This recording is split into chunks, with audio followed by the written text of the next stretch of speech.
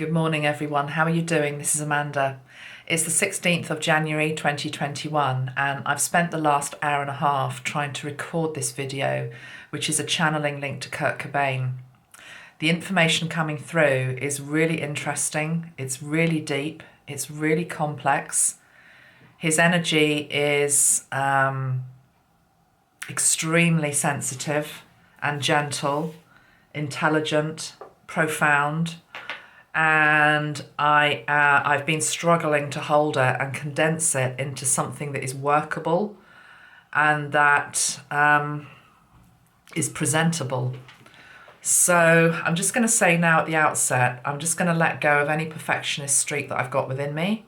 I'm also just going to ask that this video be what people need to hear and to let go of... it feels like there's a lot of pressure to do this in the right way. I think it's because of his standing in the community. I want to be able to do it in a way that honours him. I'm overthinking it. So let's try again, round number 4. Okay. All right, let's start back at the beginning. On one of the takes, I had got to the point where I was bringing him through and I was being shown him as he wanted to show himself to us.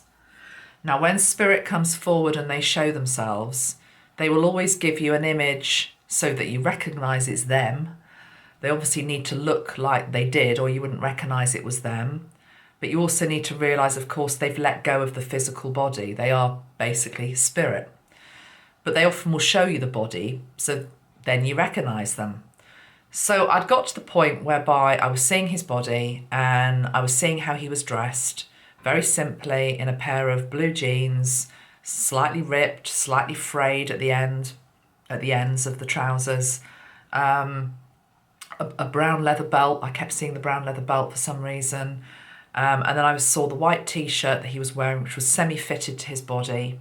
And for some reason, I was linking into the body that was underneath the t-shirt, which doesn't normally happen, but I was being shown that he had a very defined, athletic, lean figure, okay? Quite impressive, actually. And I was just noting it. And then there was this slightly light-hearted moment where he just like lifted his t-shirt up a bit to show me, you know, his stomach area. And then the camera just blacked out. And I was like, whoa, what the hell has just happened there? So I reset the camera. I went back into it. I tuned back into him. And there was something about him having exposed his stomach to me or to us, which had like temporarily flipped a switch. I think he did have issues with his stomach through his life. I'm talking about physical problems with his stomach. But of course, the stomach is our power center as well. And when I tuned back into it, I hadn't appreciated what he was saying is that he had issues with his body and didn't like the way that he looked, you know, and had never appreciated, you know, what I was describing, which is basically this lean, athletic, male torso, you know, body. It looked beautiful. So it was like it's almost like that blew him a bit still, even though he's spirit. Now you might say, but he's spirit, surely he's healed all of these issues linked into body image, you know, he hasn't got a body anymore. What you've got to try and understand is that when spirit comes forward like they are for what I'm calling the Heart Squad, a group of souls that I channel, they're effectively coming through as teacher energies. They're not perfect human beings. They weren't perfect human beings. They were flawed human beings like we all are. But it's to do with what were their life lessons? What did they have to look at? What did they have to learn? What have they carried on learning from the other realm where they now are? And so they come back to try and teach us and help us, particularly with some of the things that they struggled with. So for Kurt to come forward closer to the earth plane, which is what he has to do as a spirit if he's going to be channeled and come through for us, it brings back memories of some of the things that he struggled with in his life that he has healed to a very, very large extent on the other side of the veil. But it's almost like he has to remember, because if he can't remember it, in at least some degree, then how can he have the empathy and the ability to be able to communicate with us to help us on anything, whether it be body image, sensitivity, etc. Okay, so yeah, so that I got that far in one particular video. He does look, how I'm seeing him in spirit is very much sort of this, you know, that sort of era, that length hair. He looks a little bit healthier in spirit than maybe in that image, but you know, that's basically the look that we've got. We'll just sort of go back a couple of days and just say to you that I've had a number of different signs that he's been around me over the last 48 hours. It's been completely and utterly unexpected that he came through. I wasn't expecting him to come through. He wasn't on my... He had been requested on this channel for me to channel, but he wasn't somebody that I had on my radar that I was going to be doing this year, to be perfectly honest. And then, as happens with spirit, when they really want to come through, they come through and they give you the signs. The first sign I had, and I hadn't realised it was him, the pennies only just clicked sitting here this morning, is that a few days prior to the new moon in Capricorn, I woke up in the middle of the night. It was about 2 or 3 a.m. and there was a very strong smell of cigarette smoke around me, really strong. Everybody was asleep. There wasn't anybody awake in the house. And I knew nobody was smoking. I don't smoke. We don't have smoking going on in the house anyway, but it wasn't... I got up to check. There was nobody smoking. Often he always had the cigarette in his hand, or he was reaching for a cigarette or something. So I know it was him now in retrospect. I also have had his songs come on spontaneously over, into my headphones when I've been listening to music. I was never into Nirvana. I hope you don't mind me saying that, Kurt. He says, no, that's fine. When he was successful, when Nirvana was successful in the late 80s or 90s, whenever it was, that would have been a time when I was just getting to grips with my business career. I was working up in London. I was throwing myself into that. I was into electro music in the 80s. I was still stuck in that era. I still am. So it just passed me by, and the whole grunge movement as well wasn't my scene. I was always into the glamour, I liked to look. I just didn't like the grunge look, let's just put it that way. So it totally passed me by. Some of his songs, of course, I know because they're iconic.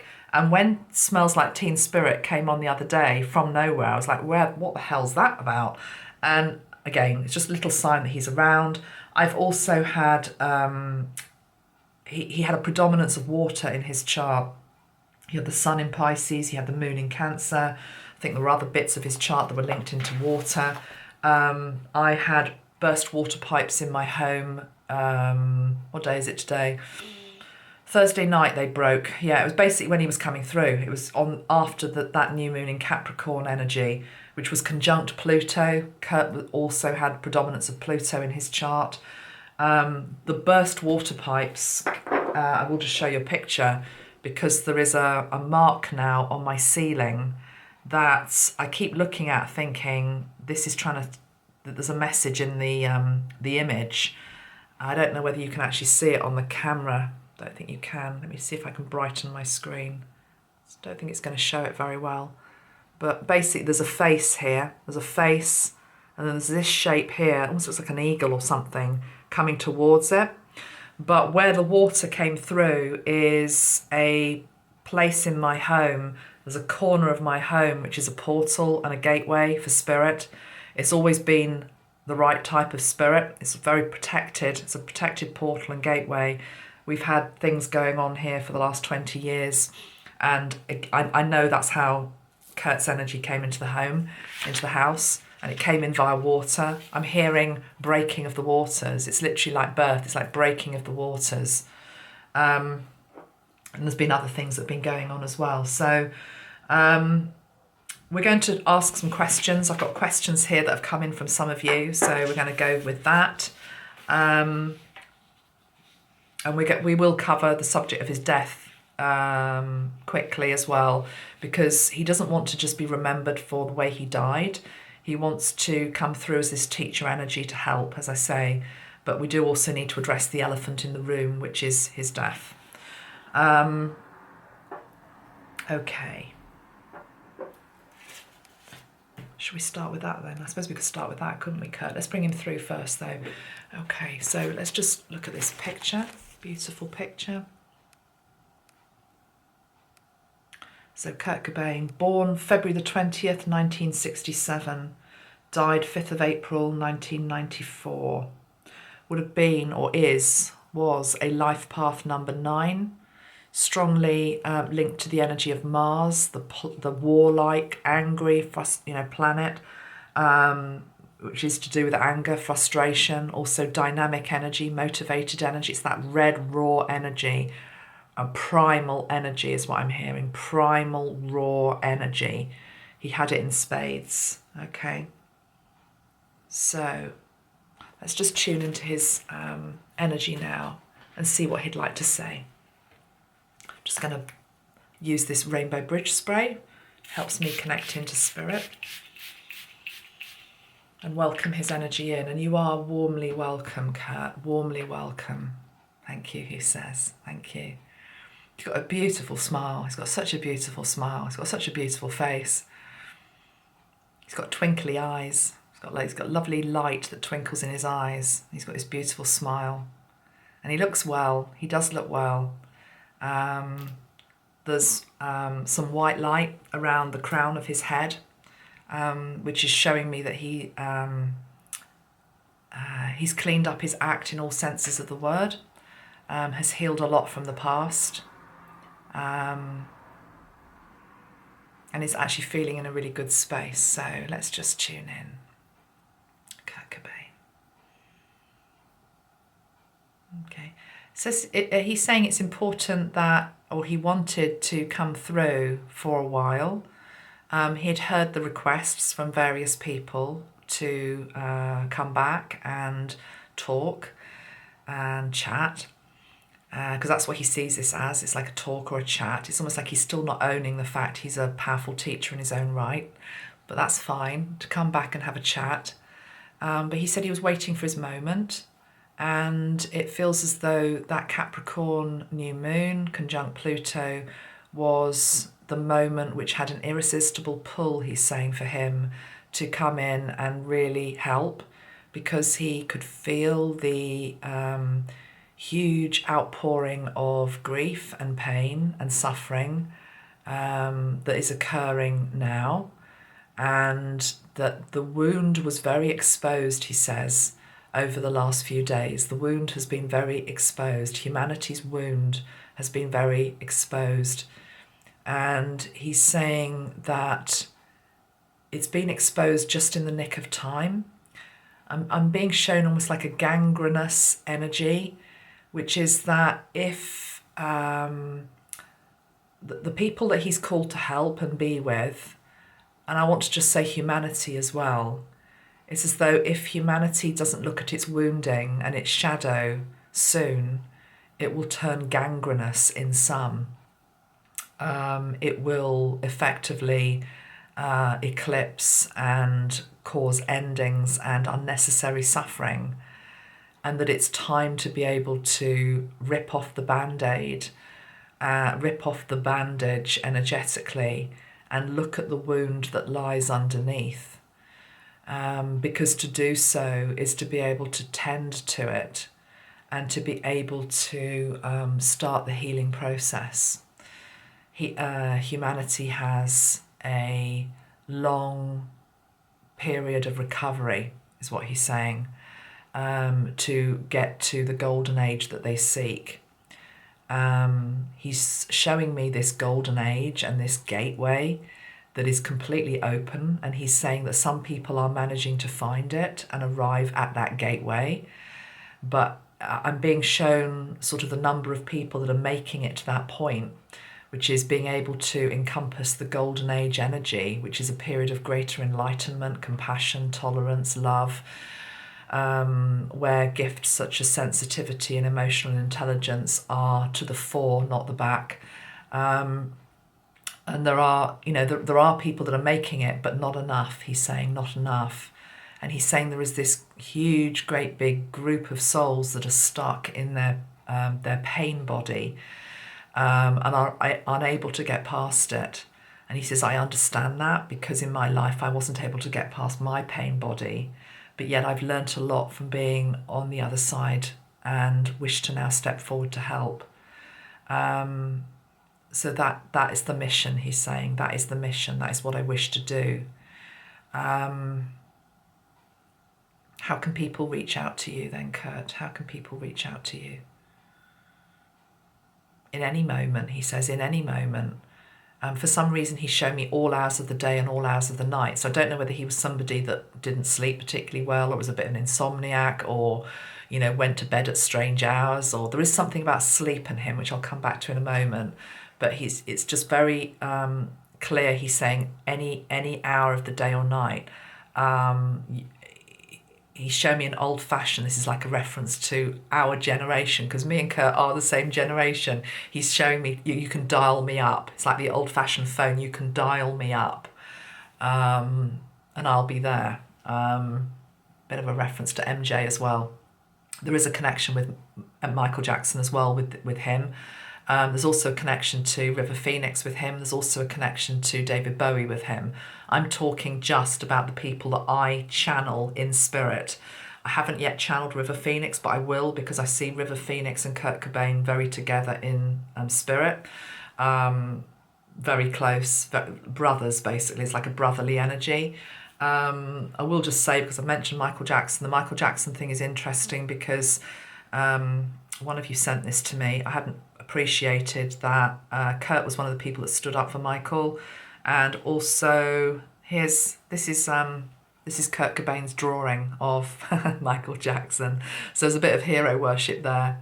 And I have also read as well that when Nirvana knocked Michael Jackson off the top of the charts, whenever that was said by some to be part of one aspect of his spiral down, because there was this thing about, I didn't want to be that big. I didn't want to ever get that big, because when you're as big as somebody like MJ, Kurt Cobain, any of the others, it carries a high price, is what he's saying. Would you like to say a little bit more about that? He's saying it carries the ultimate price. Okay. I've always been warned by other members of the Heart Squad to be very careful what I say at this juncture. Okay. So I will be very careful what I say at this juncture, because there are very powerful people in our world who are ruled by money, not ruled by love. And the people that are ruled by money will do anything to protect those assets. People such as Kurt Cobain, people such as Michael Jackson, people such as Prince, I'll bring Prince energy in here as well. They are an asset. They're seen as an asset. They're not seen as a human being. They're certainly not seen as a human being that has a heart by certain quarters of the business world. The ones that call out these ones in power still sometimes have to pay the ultimate price. Which leads on to his death, and I'm going to ask him about it, but I have a strong feeling that it was not suicide. And I do know that he's going to be a little bit protective of some of the names because they're connected to other names that he loves. Okay, so I'm choosing my words carefully there, but I definitely have a strong feeling it was not suicide. So, and again, having done the work with the Heart Squad over the last 2 years, I have to be honest, not knowing anything about this guy, coming to it 2 days ago and then looking at it, and then I did pull some cards and I tuned into Kurt with regards to his death. There was part of me that just thought, oh, for God's sake, not again, because it's just such a familiar pattern. And the three in particular within the Heart Squad group that I feel are all linked, I'm sure there were probably more, but the ones that I've covered, I would put into the category Kurt Cobain, Michael Jackson and Prince. All people that were fighting for freedom, all people that were fighting against a music industry, all people that were worth more alive than they were dead, all people that had some form of personal issue or addiction, by personal issue, I'm talking about an addiction basically, whether it came from a physical illness, an emotional illness, or anything else. And it's what I'm feeling is it's almost as though there is another energy that then exploits that turns the problem into into something much bigger. Okay, and the cause of all three deaths, highly debatable and suspicious. Certainly with regard to Prince, the song, can't remember what the song line is now, about being in an elevator and dying in an elevator or something like that. And of course he was found in an elevator. Kurt Cobain, the one song that I'm being given over and over as I'm just sitting here is Come As You Are. I kept tuning in to Come As You Are, and I had to look up the lyrics of it because he kept going on about Come As You Are. And in that song, I know if you're a Nirvana fan, you know this, but for other people that don't, over and over again, he says, and I swear I don't have a gun. No, I don't have a gun. No, I don't have a gun. I think he just repeats it over and over again. But, supposedly he committed suicide with a gun. I mean, yes, he had a gun, but it's like, I don't have a gun in that. And the thing about it, again, the thing is come as you are. There's this thing about, what I'm feeling is somebody came and he was he was unarmed. It's almost like when you come in, it's like when you come in peace. It's like that was the energy with him. He wasn't, I know there were drugs involved and everything else, but something's not right. Anyway, I'll pull a couple of cards on it. I've already pulled a couple of cards on it yesterday because that's the way he wants me to do it. The cards that I got yesterday were crystal clear, to be perfectly honest. I got the Strength card, I got the Seven of Swords, and I got the King of Pentacles. Anybody that reads tarot can put that together very, very easily, what was being asked. And I actually asked the question, were you murdered? And I got the Strength card, the Seven of Swords, and the King of Pentacles. The King of Pentacles would be him, the one who has the money, the assets. Seven of Swords is sneaky, manipulative behaviour, lies, deceit, betrayal. Oh, look at that. Same card's just come out again. The card of, because the Strength card came with the Seven of Swords. Somebody in a position of power and strength that was able to betray, manipulate, deceive. Somebody got away with something, basically. So anyway, let me just pull the cards again today. So again, I've got the Strength card. That's come out twice.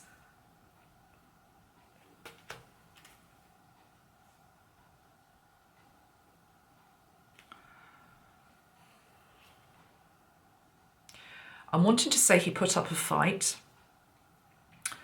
I don't know whether that's a physical fight or whether that's just an energetic fight. I feel it's more energetic. I feel as though there was a force at play in his life towards the end that was manipulative, destructive, and I want to say, I'll just call it for what it is, evil. And he put up a fight against it, but it was too strong, and I'm hearing it was too strong because of his weak and disempowered state. And he says, I bear responsibility for that. As I look at that card on the bottom of the deck, you can't make this stuff up. Look at that. I bear responsibility for being in a disempowered, strong state. Somebody else was able to have strength over me. The disempowered state is the drug energy, okay, which had lowered him. And also his over-emotional state and his drug-addled state. So it's as though he's saying, I allowed myself to get into a vulnerable position where somebody else could come in and exploit me and was stronger than me.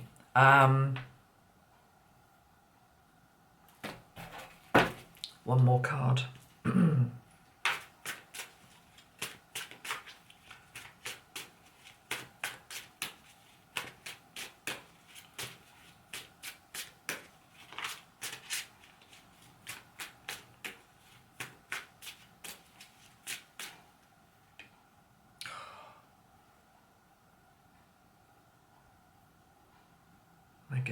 My goodness me. Okay, as I'm shuffling them, I'm thinking, was his death suicide? Death. 2 kings. King of Swords and the King of Pentacles. And that one was poking out, which is the Temperance card. Somebody had run out of patience. Somebody had run out of patience. There's 2 kings. There's two energies here at the moment of death. There's not one. There's not just one energy. There's 2. Magpie, just confirming up there in the tree. I don't believe it was suicide, but I believe that he. When I say he didn't help himself, what I mean by that is that because of his weakened, drug-addled state of where he was and where he was emotionally, which was all over the place, the King of Swords came in, who is ruthless, and took charge of the money that the King of Pentacles had, and it resulted in death.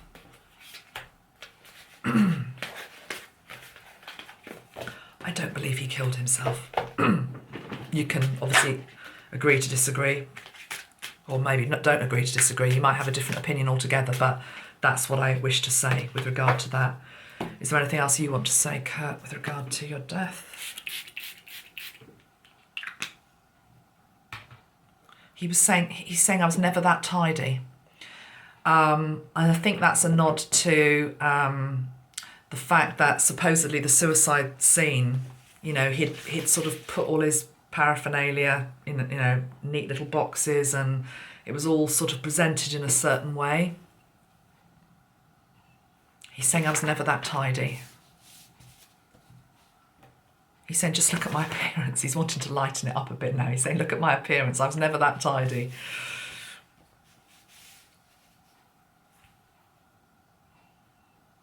Can I ask you, Kurt, then? So I don't want to get too much more into that aspect of it. There's countless videos on his death which people can look at and come to their own conclusions. That's the conclusion I'm coming to from sitting in his energy and drawing those cards today and yesterday, okay? Can I just ask you, because I do feel the deaths are linked. It's not just him, it's others that have been taken out. Is justice coming? I'm just going to pull some cards on this as well. Is justice coming? Is this going to come to light? Now, you see, I did ask him this earlier. I asked him this earlier this morning over breakfast. And he said to me, how long is a piece of string then? Which wasn't really answering the question. But the thing is, maybe he doesn't know. What else can you say? Is this activity, I just want to say activity, is this activity going to come to light? The Knight of Pentacles, yes it is, but it's going to come slowly. Hanged Man, okay. 6 of Swords, Magician, okay. Right, yes, eventually. It's slower than some people would like for these revelations to come out. But the Hanged Man is the energy of people starting to question and look at things in a different way, whether it's his death, others that have died in suspicious circumstances in that industry as well.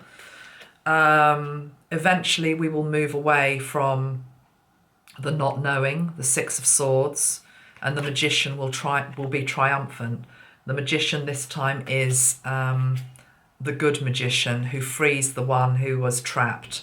Okay, the lies, the deceit, the truth having been trapped. Yeah, the 7 of Cups.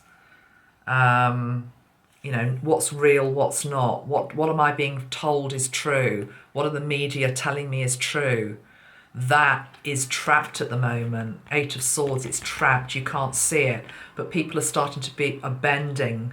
They're starting to see things from a different perspective. They're starting to scratch their heads and say, hold on a minute.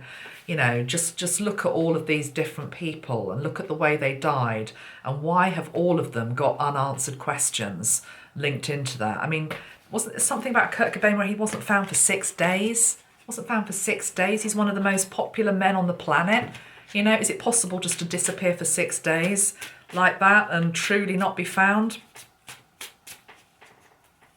Do the maths. Yeah, do the maths is what he's saying. Okay, let's move on because I don't want it just to be about his death, but I think we have answered that. Let me go to one of your questions. Let's see what questions people have for you, Kurt.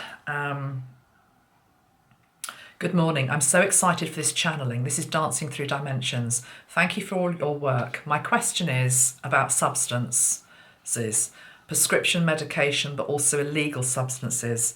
Do they affect our ability to connect to spirit and our higher selves, guides and ascension?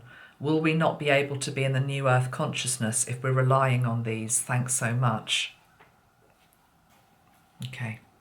Straight away, he's drawing a distinction between recreational drug use and, for want of a better word, pharmaceutical drug use.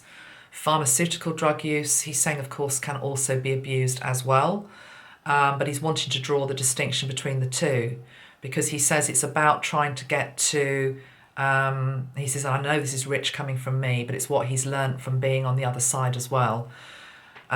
He's saying ultimately it's about trying to be the healthiest that you can be when you are alive on earth.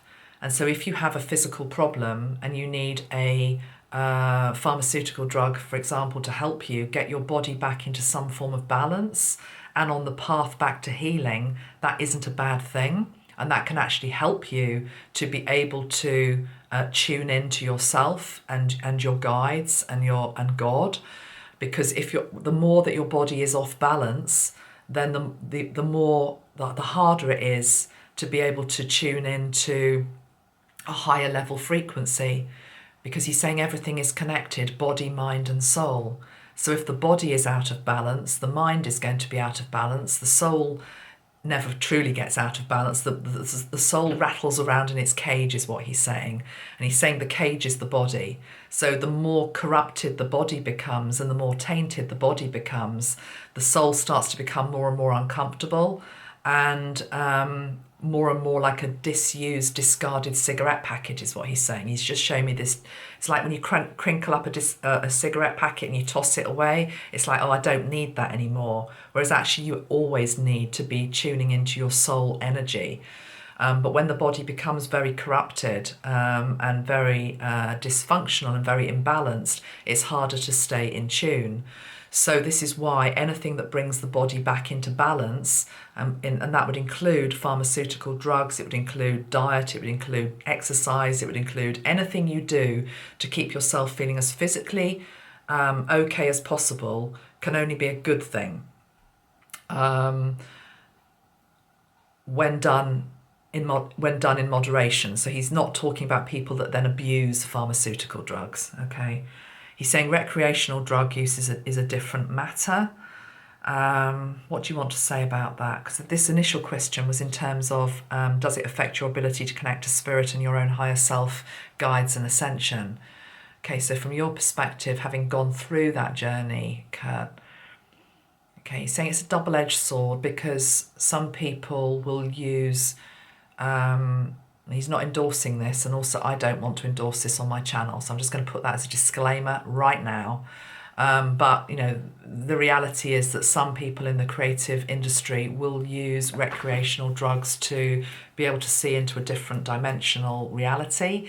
He's showing me the Beatles, for example, and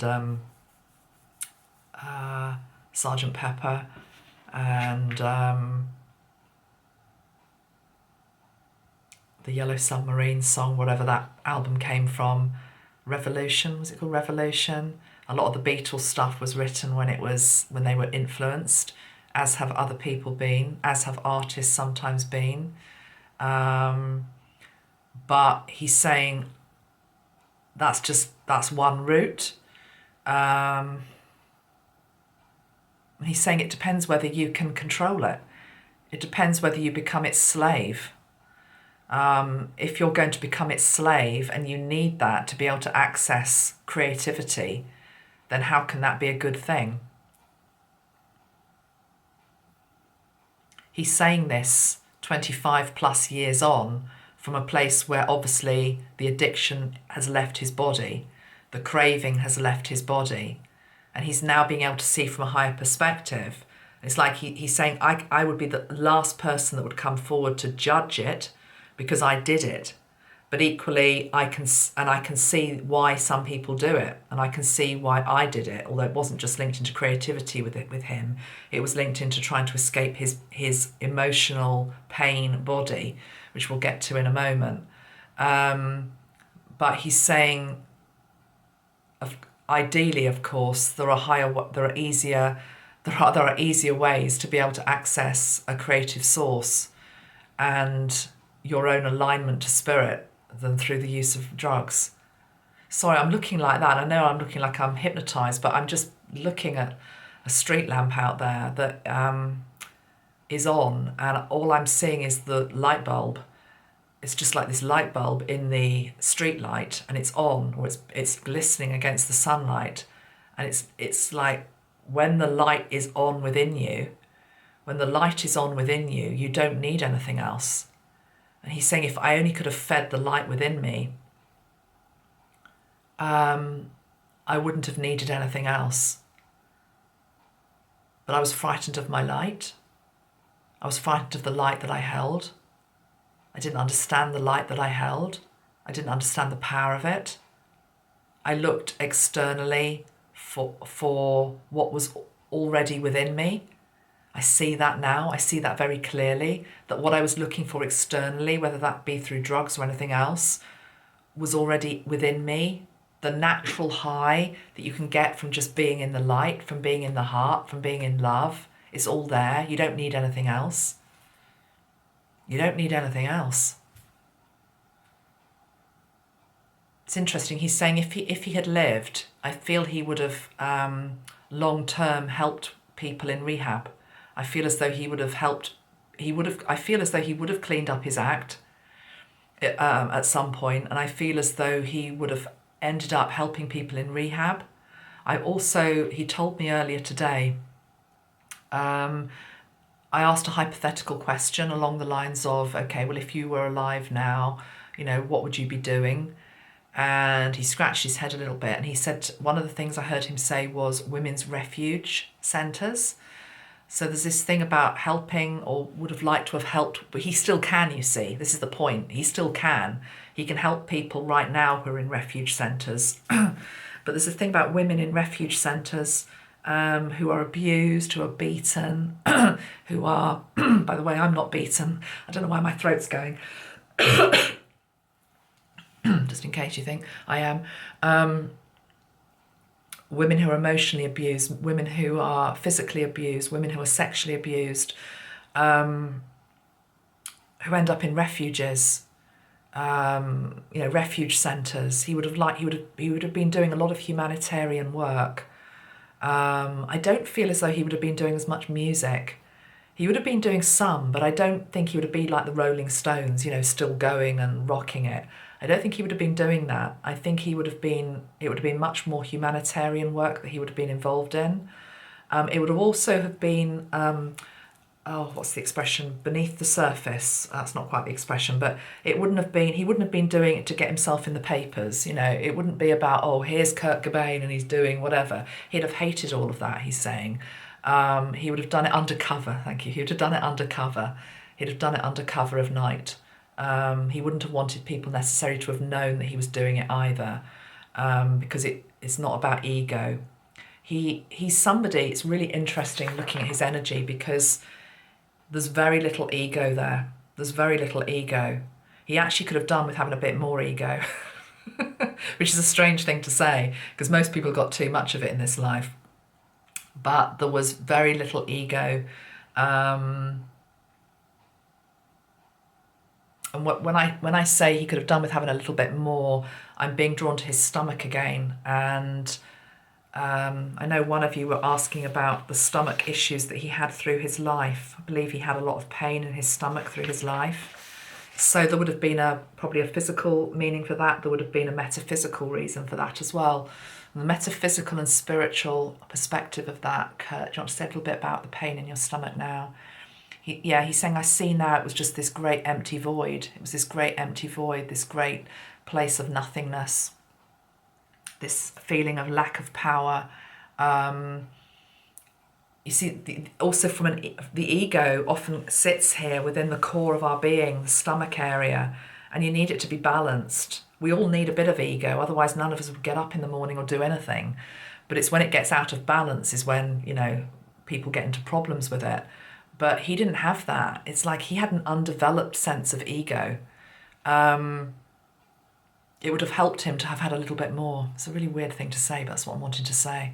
So back to your stomach area. So anything else you want to say? So it felt like a bottomless void, an empty hole, a bottomless hole, searching for something to fill that hole, searching in the wrong places to fill that hole.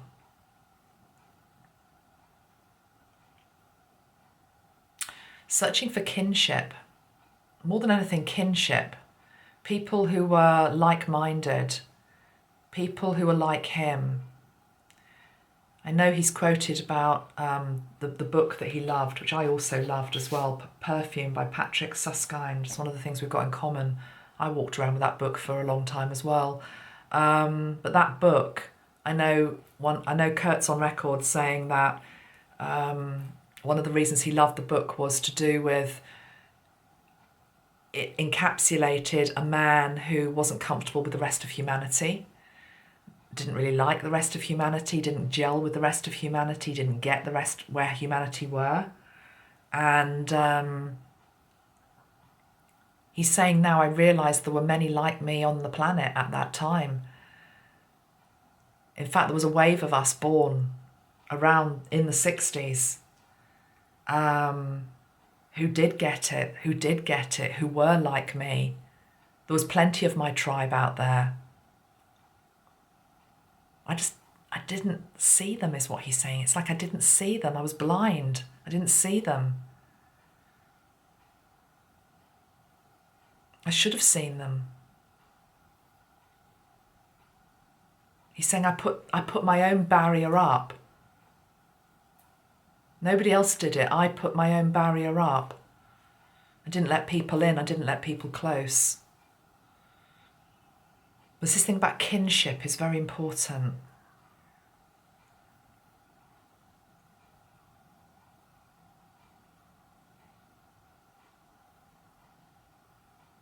Where did that feeling of emptiness come from then, Kurt? Where did that feeling of emptiness come from?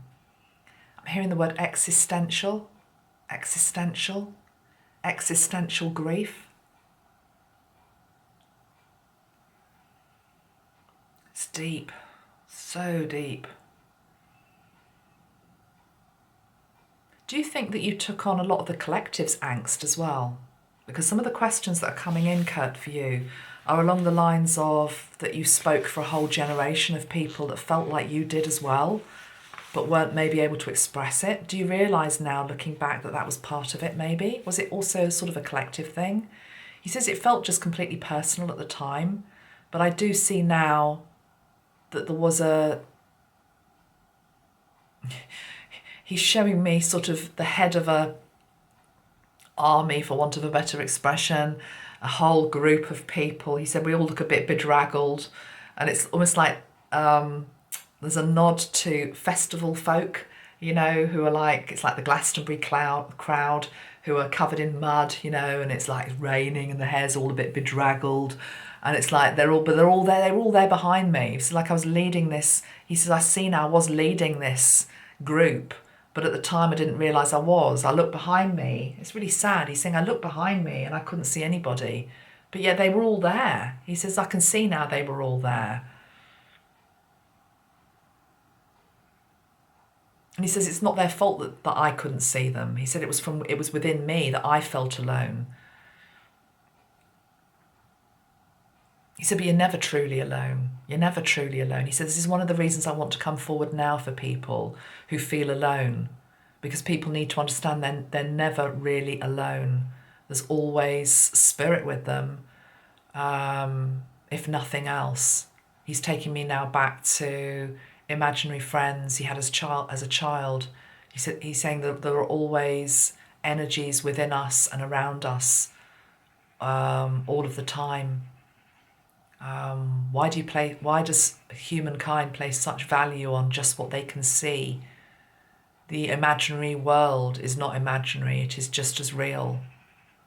The child that sees the imaginary friend under their bed, that friend is there. It's real. There are friends from different dimensions all of the time around us. I am around if you wish me to be. You are never alone. They probably thought I was crazy for saying what I did in my life, but I was not. I was not. I was more in tune. And there are plenty like me, then and now.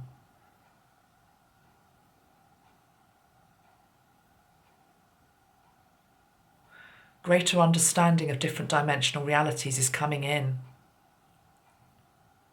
He says it will be liberating and exciting when it's not just about what you can see and feel and touch. And he's saying, why do sensitive people have imaginary friends or live in, I wanted to say fantasy, but fantasy is not the right word, because fantasy implies it's all a load of nonsense. Just a different dimensional reality. Why do very sensitive people do that? Because they can't find what they need in the everyday world. It's not right, it's not wrong, it's not neither right nor wrong. It just is. He's saying, but I had good mates. I had good mates on the earth plane. I had people who I enjoyed their company.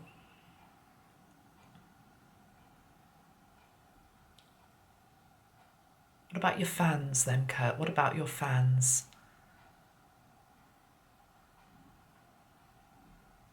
I'm feeling almost a level of guilt from him that he didn't enjoy his fans as much as he should have done. He says, I did appreciate them. He's wanting me to go back to that card, the Ace of Cups, but he says it was overwhelming. It was overwhelming, the love that people had for me, because I didn't have the love for myself. And so when I saw the outpouring of admiration and love and support, it was overwhelming. I didn't know what to do with it. I didn't know what to do with it. Because I looked in the mirror and didn't see what they saw. And I felt that one day they would see what I saw in the mirror. Whereas actually what I was seeing in the mirror was a distortion and what they were seeing was reality. I now am able to own the fact that I had a loving heart, that I was talented, that I was powerful, that I was creative, that I was a revolutionary, that I changed things. I'm proud of that. I'm proud of who I was. I'm not proud of the mistakes I made, but I don't judge them either. You shouldn't judge your mistakes either. The shadow is a difficult beast to wrestle with.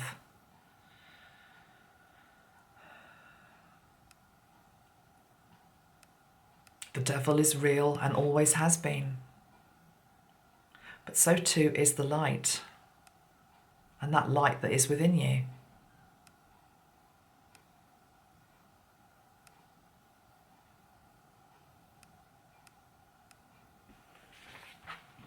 Let's go to another question.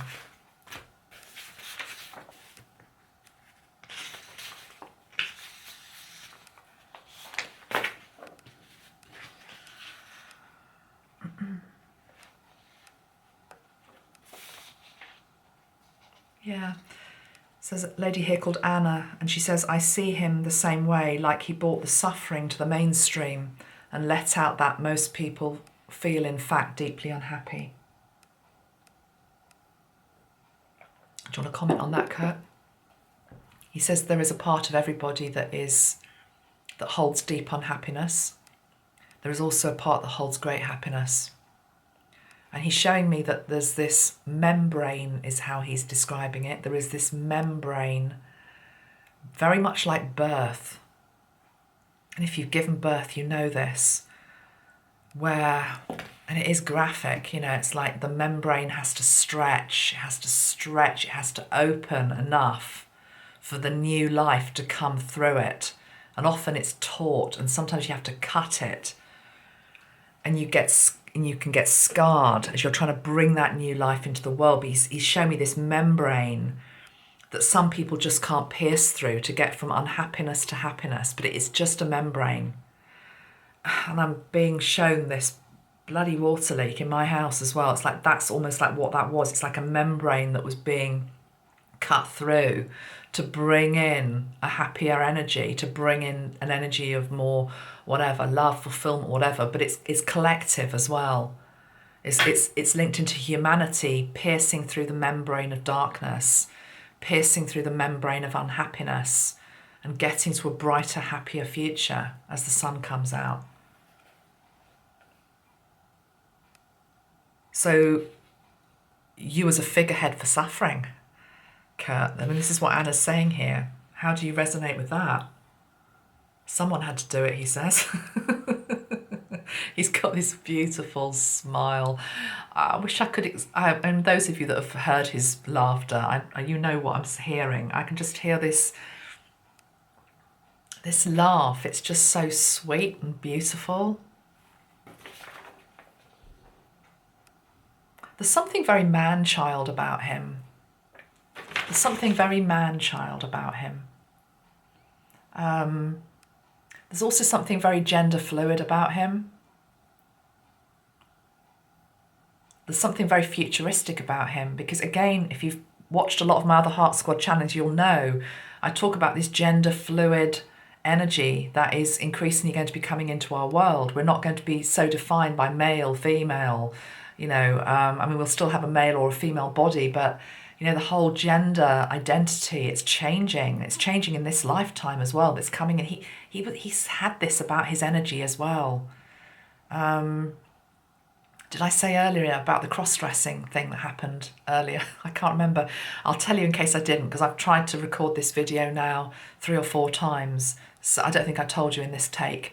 So when I was getting ready this morning to record this, I went to put my underwear on, and I'm not being smutty here, but I went to put my underwear on, and I just went to reach for the normal stuff that I wear, and I felt his energy over my shoulder, and there was no sort of sexual anything like that going on. It was just like he was looking in my underwear drawer, and he said to me, wear the black ones. I was like, well, why do I have to put my fancy black stuff on? You know, I'm just wearing a bloody sweatshirt. I don't want to wear that. He said, I put it on.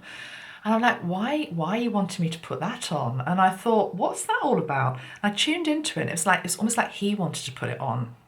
There was like a cross-dressing type energy going on. It's like he was interested in it because he thought they looked pretty or they looked nice. And so I did. I thought it was such a strong energy. I thought, I'm either going totally bonkers or there's something about this guy and cross-dressing from time to time. So yeah, I googled it, and yeah, there's a few pictures of him wearing a dress, and I also found a reference to the fact that he, as a little boy, would sometimes dress in girls' clothing as well. That's what I'm getting at. There's this sort of gender blurring. But again, it didn't feel at all sexual. It wasn't sort of, there was no sexual frisson to it. It was more sort of like, well, why not? You know, let's explore. You know, what does that feel like? They look pretty. They look, you know, what does that feel like on my skin? Interesting, isn't it? Anyway, right, let's have one more question, because we're nearly coming up to the hour mark, and I'll come back to him because there's just so much to talk about with him.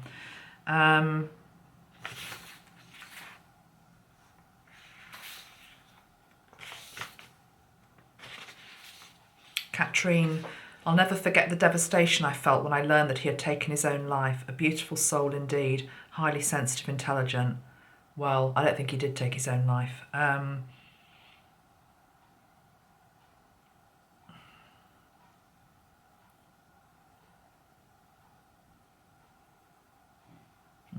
Cosmic Empath 2020. A lot of people think Kurt was just this loud music, grungy rocker dude.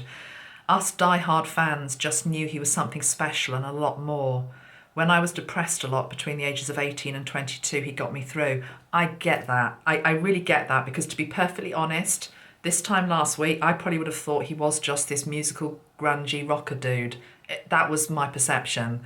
And honest to God, within the last week, I've just had a complete reversal of, I had no idea who he truly was. I can really see it now.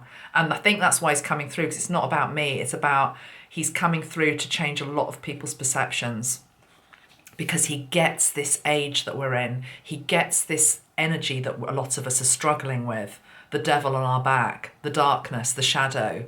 He gets it, and he wants to help us transmute it. Okay, so what guidance have you got then, please, for people that are going through this dark night of the soul type energy?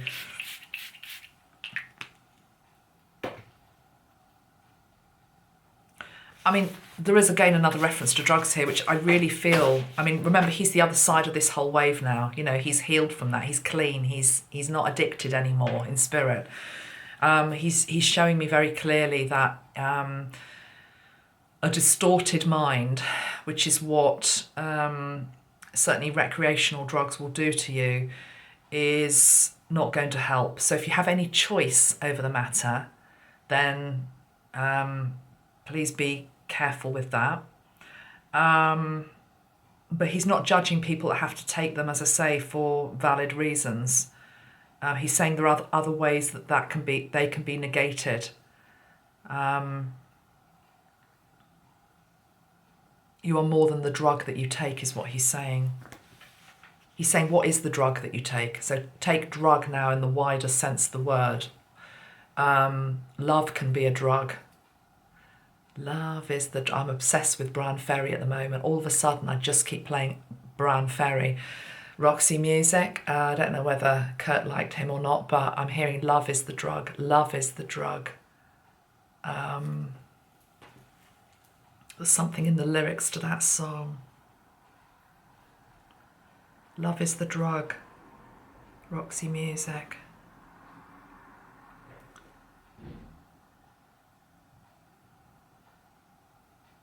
Yeah. It's all in the title, he's saying. It's all in the title. Also, he's wanting to open up the whole debate around addiction to the fact that, I've said this myself before, that we are all addicted to something. So do you want to say any more on that? We should be addicted to love, is what he's saying. You should be addicted to love. You should be addicted to what makes you feel good. You should be addicted to being around people that make you feel good. You should be addicted to helping. You should be addicted to trying to lead the highest life that you can. He's showing me polarity. He's showing me duality.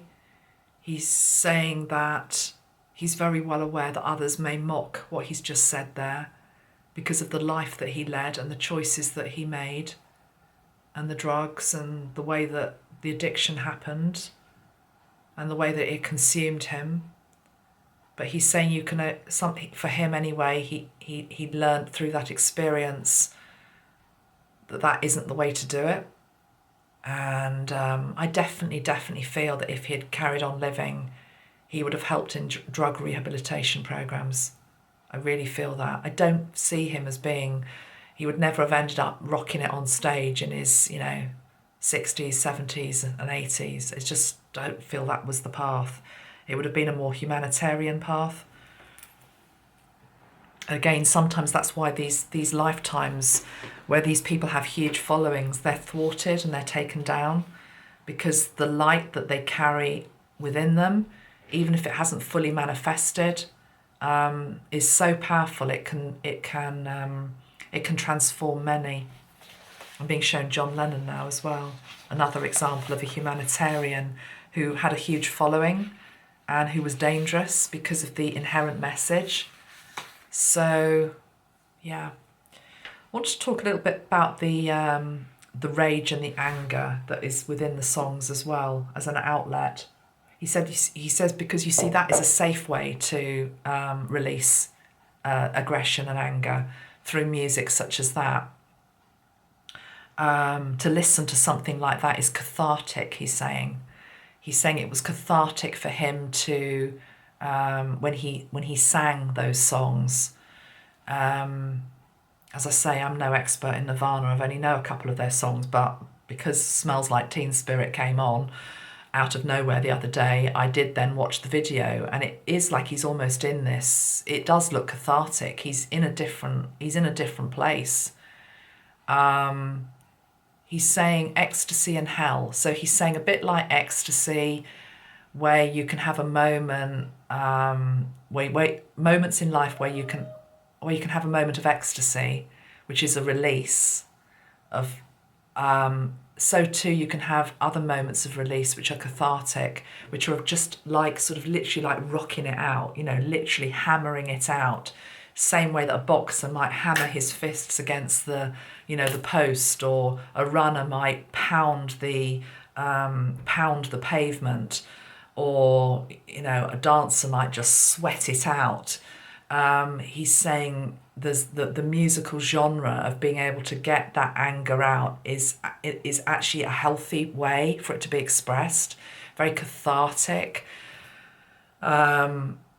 Just like this huge release. I think, I'm just seeing him drenched in sweat and pretty physically exhausted after those performances, because he'd got it all out of himself.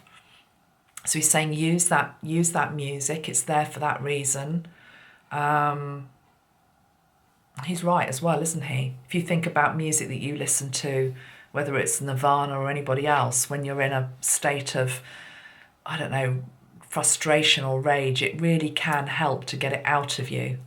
Funnily enough, actually, maybe a week or so before Kurt came forward, I was walking down the beach feeling a bit frustrated about something, and I really wanted to play Eminem, Lose Yourself, but that, for me, that had always been my song up until Nirvana, who I'm probably now going to become a big fan of. That was my song, that was my go-to. That was always my go-to song, Lose Yourself, Eminem. When I was just like, because it's just like, get it out, pound the pavement, get it out of your system. So he's just showing me, yes, that can happen, and does happen, and still happens. He says they're portals. He says those records, Come As You Are, as an example, Smells Like Teen Spirit, as an example, they are portals that help you to release your anger. So he's proud of that. Anthems is what he's saying, anthems. Anthems that I didn't even realise were anthems when I was singing them, but now I really see that that's what they are. Battle cries is what he's saying, battle cries to be able to break through the membrane to the light, to the peace, to that place of peace that follows after you've managed to vanquish the demon, the anger, the frustration, even if it's for a moment, even if you have to do it every day or every week. Do it. Okay. One more question. Miriam O'Leary. Oh, that was amazing that he was born in 1967. We used to be so into him and his music as teenagers, but we never saw him as an older person. One day recently, I saw him being interviewed, and he seemed so tuned in, despite what a lot of people said about his drug use. My question is, how does he feel about being a Pisces, and does that allow people to see things in a different way when you're on Earth? Is there a reason that we are born on a certain day or month, and does being a Pisces make you more creative in lots of different areas?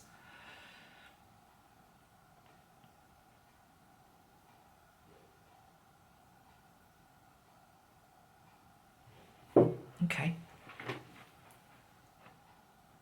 How do you feel about being a Pisces?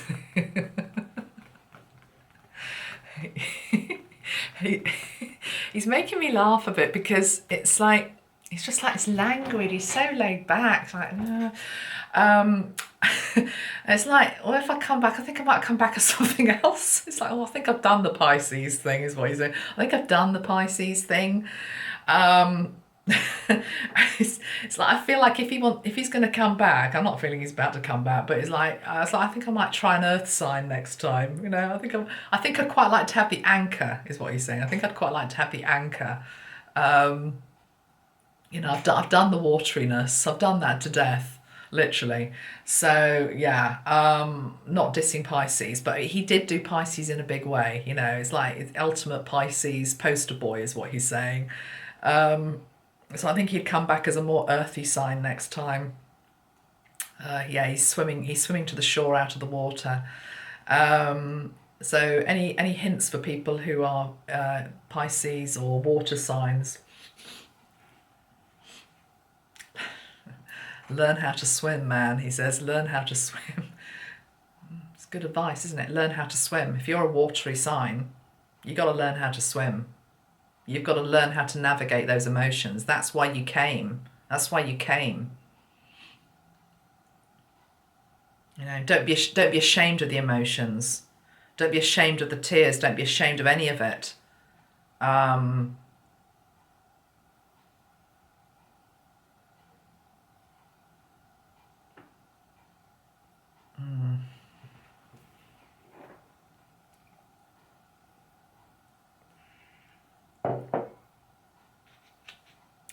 Okay, I will say it. I was like, shall I say that? Shan't I say it? Okay. A common criticism of me over the years, not so much recently, but certainly in the past. You know, if ever I had an argument with somebody, you know, partner I'm talking basically, would always be, you're too emotional. You know, it's like, it's okay to be emotional in that respect, but don't be emotional in that respect. You know, there are certain qualities in terms of being an emotional being which are acceptable, and there are certain qualities that are not.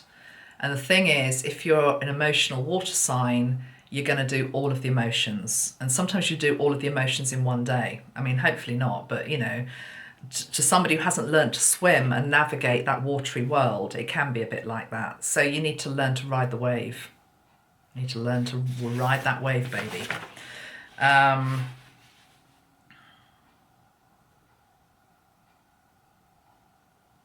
Is there a reason why we are born on a certain day or month? Yeah, absolutely. I mean, that's your soul imprint, isn't it? That's your earthly soul imprint. And that's what you signed up to as well. There's no escaping that. He said, you know, everybody signs the contract before they come here. You know what you're signing up for.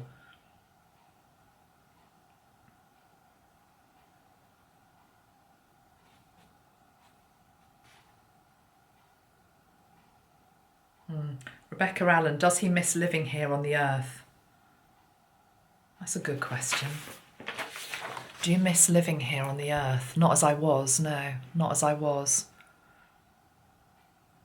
I don't miss that time. I don't miss that identity.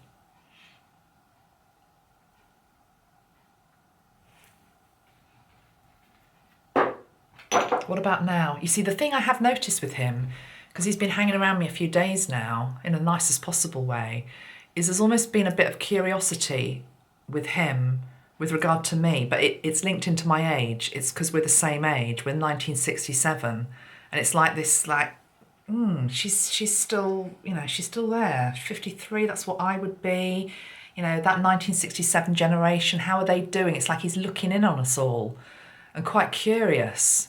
And he did say one thing to me, because you might say, well, how the hell had you never... I had heard of Nirvana, of course, but why were you not into their music? You know, it was your generation.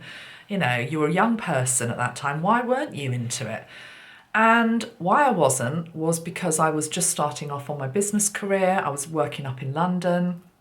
I was highly stressed. I was working in a advertising and marketing agency. I was trying to prove myself. It was quite materialistic. You know, it was quite a materialistic time then. And I, you know, wasn't as much on my spiritual path, and, you know, it just didn't interest me. And I had a moment this week when I suddenly realised who he was, who he truly was, you know, scrape away the drugs and the death and all of that type of stuff, actually who he was at soul level. I was like, how did you not notice him, Amanda? You know, what the earth is the matter with you? And then he came in and he said, yeah, but which one of us is still alive? So I was judging myself from having gone into a path which I suppose was much more structured, traditional, doing what, my parents wanted me to do in terms of going to and getting the degree and going to college and getting the good job and the company car and all of that, stuff.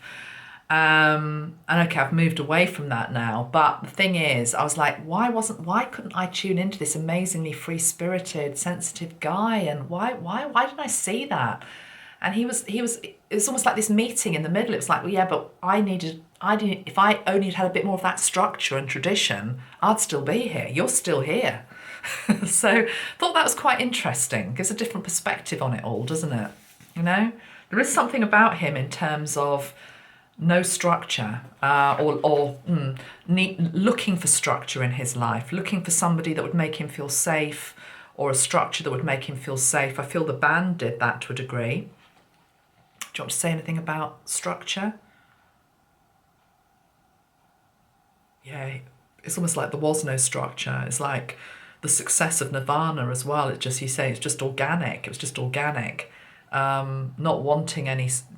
Well, he said, I would have said at the time I was alive, I didn't want any structure. But again, I see now in retrospect, 25 years on, actually a little bit of structure would have been good. I don't know who their manager was.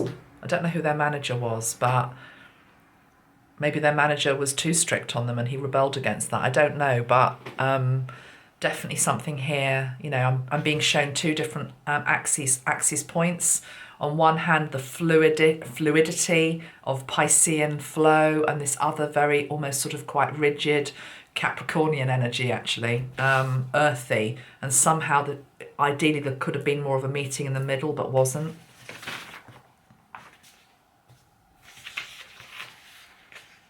Would you have changed anything about your life here on Earth?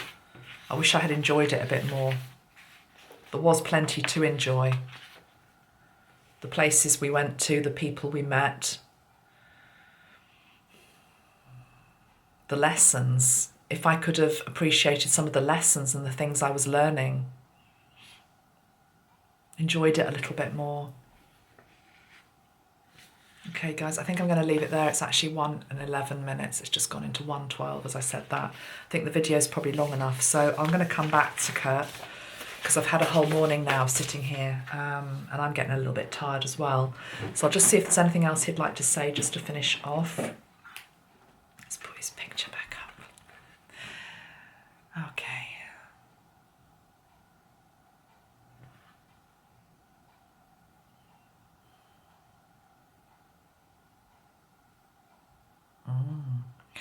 I'm feeling like a resilience and a strength coming through from him.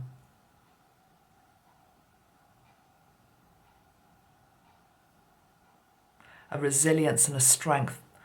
You see, I do think he has, I know obviously people say he committed suicide and, but I feel like he had the energy of a survivor. I know that sounds a bit ironic to say that in the same sentence, but I feel as though put it this way, we die when we're meant to, really. That's what I truly believe, however it happens. But he had an energy about him where he was a survivor. I think he'd survived a lot in his life, short life, but I think he'd lived a very full and rich life in terms of the emotional world. And I think he'd survived a lot. He'd struggled a lot, but he'd survived it. He'd always survived it. And yeah, I'm just hearing the word survivor. He wants to help us survive. Strength, resilience. A lot stronger than he ever appeared to be. And again, I'm going back to his build, actually. This wiliness, this strength, sinew, muscle, physical strength that he now wishes to give and help us with. And you look at his eyes there, it's like this sort of, it's also this, I keep hearing Rage Against the Machine.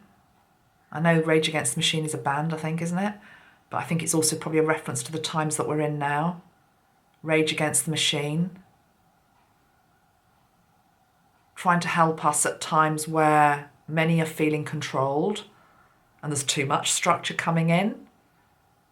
to retain our fluidity and our flow and our spirit and our free-spiritedness, but equally not to go too far either way. It's like the middle line again. To hang on in there is what he's saying, to hang on in there. It's worth hanging on in there. It's worth hanging on in there.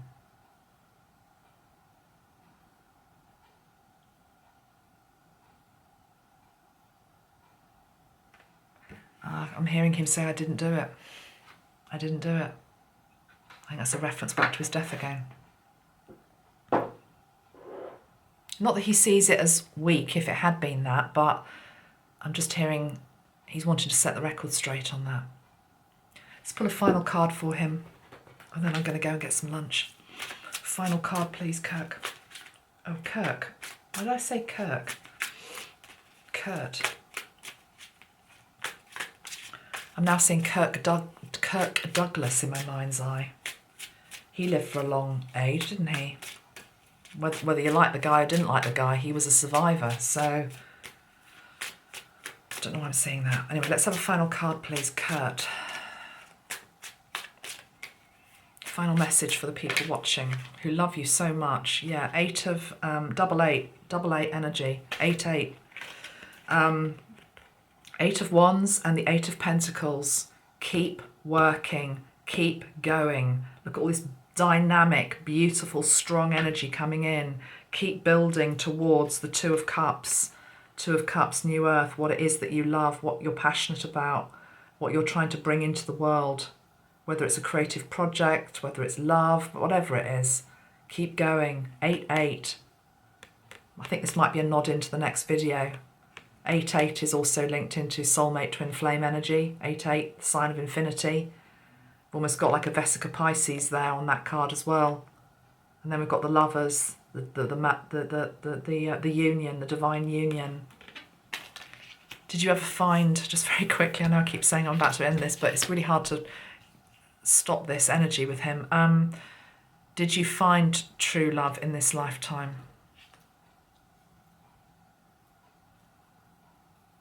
Not lasting love, he says, no. Not lasting love. With the exception of his daughter, I'm sure, who is love. You see, again, there's the tiger there. There's not tiger. The lion there. The lion. In between the Vesica Pisces, the male, female, creation of new earth, strength. He's wanted to bring through some strength for us. That reminds me of the Seattle landscape. Work hard. Don't let them take it away from you. Keep going. Keep going. Keep strong.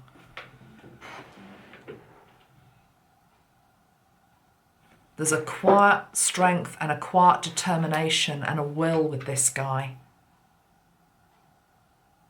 You know, see beyond the way he's been portrayed and the way he also conducted his life. There's no escaping that he did do things. He's not trying to portray himself as a saint, because he wasn't. He doesn't wish to be seen like that.